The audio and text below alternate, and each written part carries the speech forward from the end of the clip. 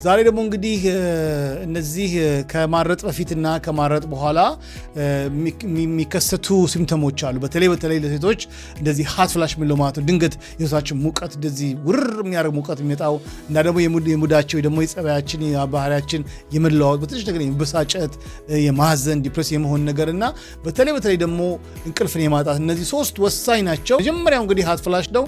እሱ እንግዲህ ኤስትሮጅን የሚባለው የሴቶች ሆርሞን ከማረጥም በፊትም ከታረጥም በኋላ ወይ ደግሞ ሜኖፓውዝ ከመግባትም ፕሪ ሜኖፓውዝም በፖስት ሜኖፓውዝም በኋላ ሊፈጠር ይችላልና ይሄኛው አይነቱን በቀላሉ በፍላክሲድ ወይ ደግሞ በተልባ ሰማኑ። ሁለተኛ ደረጃ ደግሞ ሴጅቲ ወይ ደግሞ የጠቢ ተክል ነው። እሱን በሻይ መልኩ መስሉ ላይ እንደምታዩት መከላከል ይቻላል ነው ይሄኛውን ሲምፕተም። ሌላው ግን ሙድ ስዊንግ ነው ማለት አንድ ጊዜ ዲፕሬሽን፣ አንድ ጊዜ ደስ ማለት በትንሽ ነገር የመበሳጨት ባህሪ ማለት። ይሄ ደግሞ እንግዲህ ለመከላከል ወሳኝ ሆነ ያገኙት በቀላሉ የምናገኘው ኦሜጋ 3 ፋቲ አሲድ ነው። ኤክሰርሳይዝ መስራት ነው። ኤክሰርሳይዝ በጣም ከፍተኛ ጥቅም።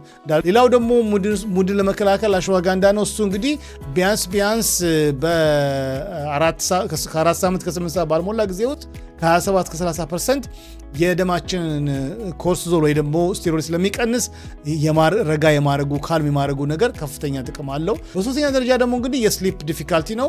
ስሊፕ ዲፊካልቲ ያለባቸው ሰዎች ካማሜልቲ ይመረጣል። ሌላው ማግኒዥየም ነው። ማግኒዥየም ቻናሉ ላይም የጤና ሰፕሊመንት ላይ አለላችሁ። በተቻለ መጠን ካፊን ያላቸው መጠጦችን፣ ስኳራማ የሆኑ መጠጦችን ከ2 በፊት ነው መውሰድ፣ ከዛ በኋላ መውሰዱ ትክክል አያመጣም ማለት ነው። አይ ሆፕ ይሄንን የምታደርጉ ከሆነ እነዚህን አትሊስት ከሰባቱ እነዚህን ዋና የሚባሉትን 3 ሲምፕተም ፕሪ ሜኖፓውዝ ደግሞ ፖስት ሜኖፓውዝ ደግሞ ከማረጥና ከማረጥ በኋላ ያለውን ሲምፕተም በዚህ መልኩ ልንቆጣጠር እንችላለን ማለት ነው። በሌላ ቪዲዮ ሳገኛችሁ